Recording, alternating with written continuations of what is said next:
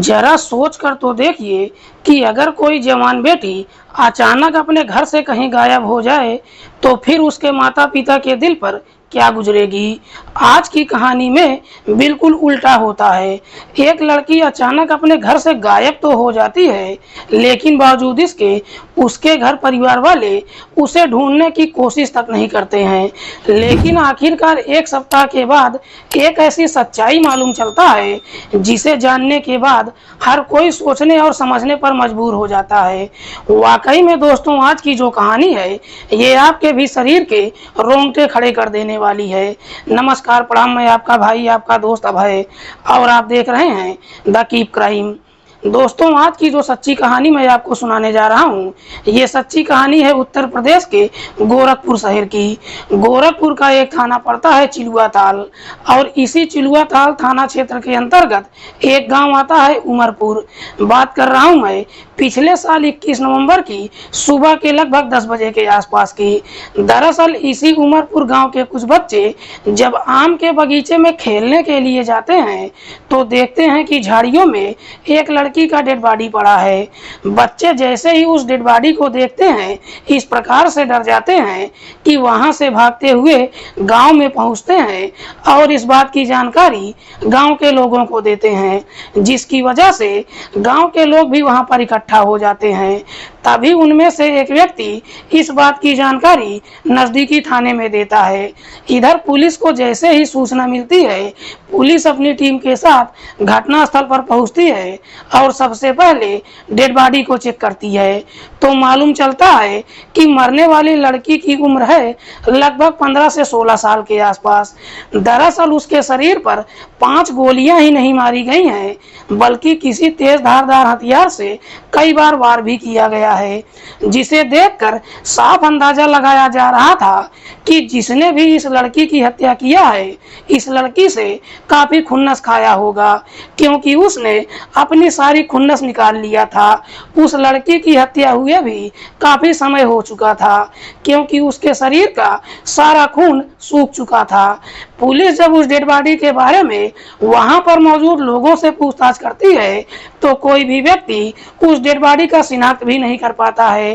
Police को लगता है कि शायद ये लड़की इस इलाके की रहने वाली नहीं है। पुलिस सबसे पहले उस डेड बॉडी को अपने कब्जे में लेकर पोस्टमार्टम के लिए भेज देती है, लेकिन पुलिस के लिए भी सबसे बड़ा सवाल अब ये हो जाता है कि जब तक मरने वाली लड़की का शिनाख्त नहीं हो जाता है, पुलिस इस मामले में एक कदम आगे नहीं बढ़ा सकती है। पुलिस अपनी तमाम कोशिश कर लेती है, देखते ही देखते एक सप्ताह का समय गुजर जाता है, बावजूद इसके उस डेड बॉडी का शिनाख्त नहीं हो पाता है। तभी 5 दिसंबर को 2 लड़कियां इसी चिलुआ थाल थाने में जाती हैं और पुलिस वालों से कहती हैं कि साहब, हमारा नाम निर्मला और सरिता है, हम दोनों सगी बहनें हैं और हम गुलरिया थाना क्षेत्र के अंतर्गत शिवपुर गांव की रहने वाली हैं। सरिता पुलिस वालों से कहती है कि साहब, मेरी छोटी बहन रागिनी 20 नवंबर को साइकिल लेकर अपने घर से निकली थी, लेकिन उसके बाद दोबारा वापस कभी घर ही नहीं आई। हमको मालूम चला है कि आप लोगों को एक लावारिस डेड बॉडी मिला है, दरअसल हम उसे देखने चाहते हैं। सरिता जैसे ही इस तरह की बातें कहती है, पुलिस उस लड़की की डेड बॉडी का फोटो दोनों को दिखाती है। दोनों बहनें जब उस डेड बॉडी का फोटो देखते हैं, देखकर शिनाख्त कर लेती हैं और रोते हुए पुलिस वालों से कहती हैं कि साहब, ये कोई और नहीं बल्कि हमारी छोटी बहन रागिनी है। आखिरकार रागिनी की शिनाख्त हो जाती है। पुलिस दोनों बहनों से पूछताछ करती है कि रागिनी की हत्या कौन कर सकता है। इस पर सरिता पुलिस वालों को जवाब देती है कि साहब, हमें ये तो नहीं मालूम है कि मेरी बहन की हत्या किसने किया है, लेकिन जब से मेरी बहन गायब हुई है मेरे परिवार वालों ने उसे ढूंढने की कोशिश भी नहीं किया। सरिता के पिता का नाम है पारसनाथ पाल और एक छोटा भाई है जिसका नाम है सिकंदर पाल। सरिता इशारों में पुलिस वालों से कहती है कि शायद उसकी बहन की हत्या उसके घर वालों ने किया है।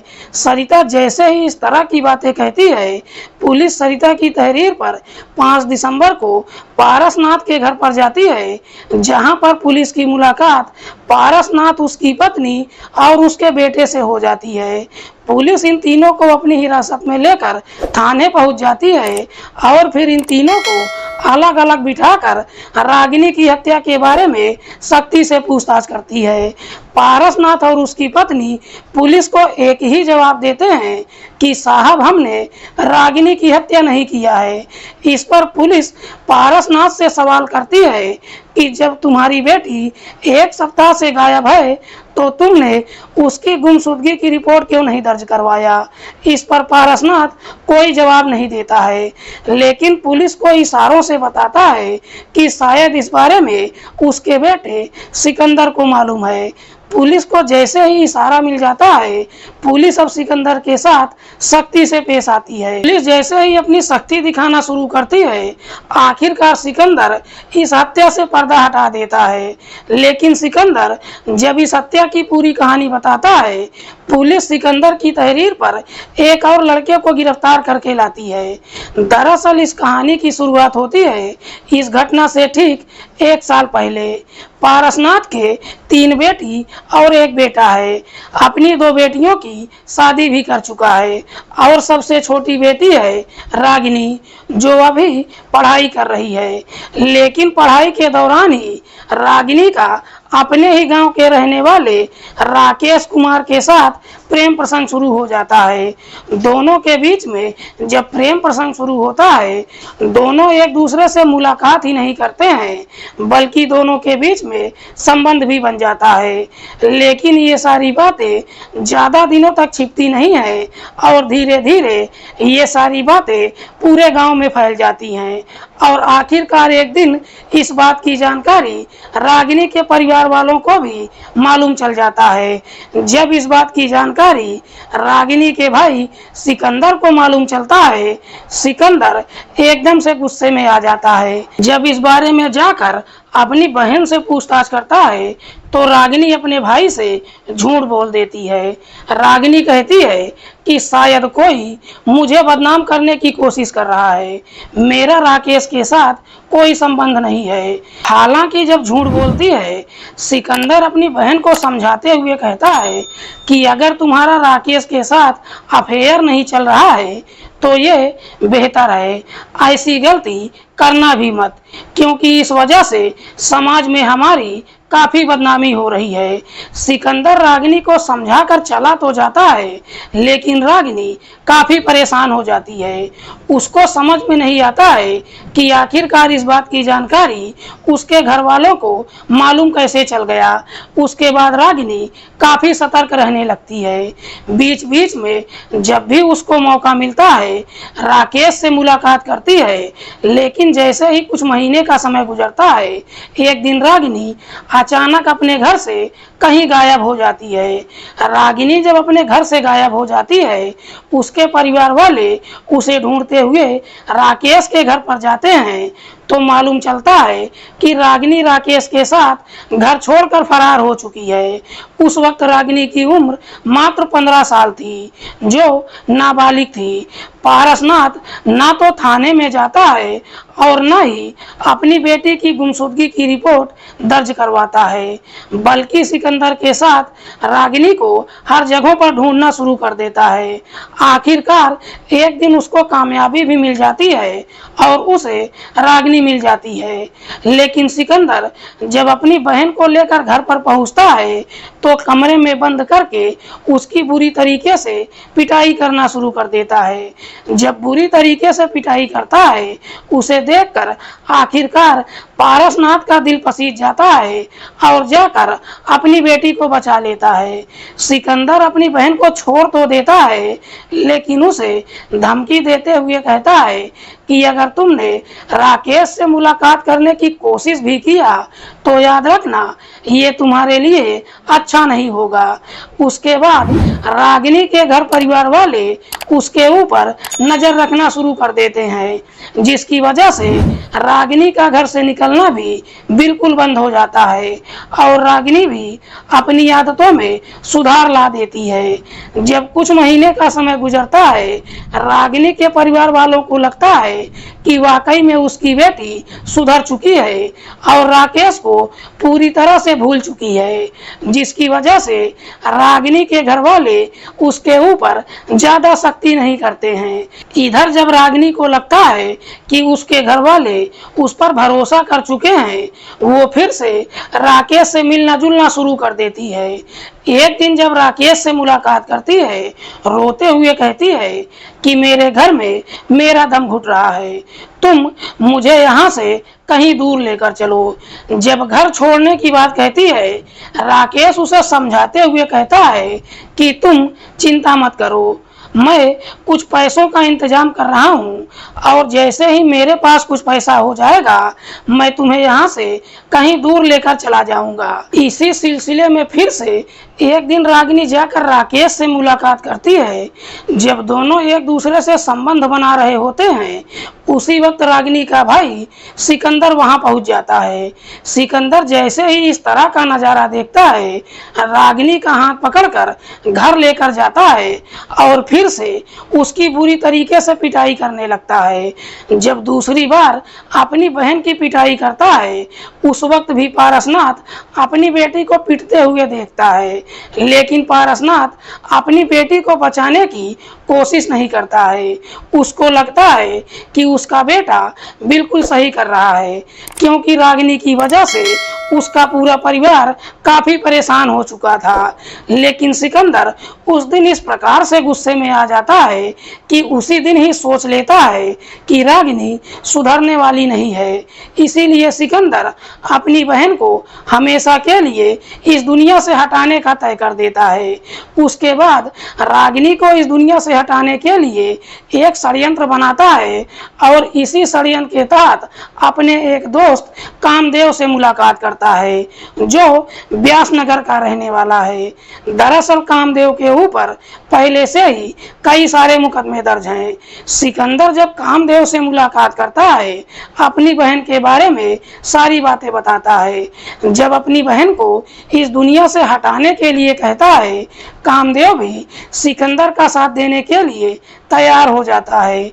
उसके बाद सिकंदर और कामदेव रागिनी को इस दुनिया से हटाने के लिए दीपावली का दिन तय करते हैं, क्योंकि दोनों को लगता है कि उस दिन त्योहार होने की वजह से इधर उधर पटाखे छूट रहे होंगे, शोर शराबा होगा और किसी को गोली चलने की आवाज सुनाई नहीं देगी। लेकिन दीपावली के दिन दोनों को मौका ही नहीं मिलता है। अगले दिन कामदेव सिकंदर से कहता है कि तुमको परेशान होने की कोई जरूरत नहीं है, दरअसल ये काम मैं अकेले ही कर दूंगा। उसके बाद कामदेव एक सही मौके का इंतजार करने लगता है।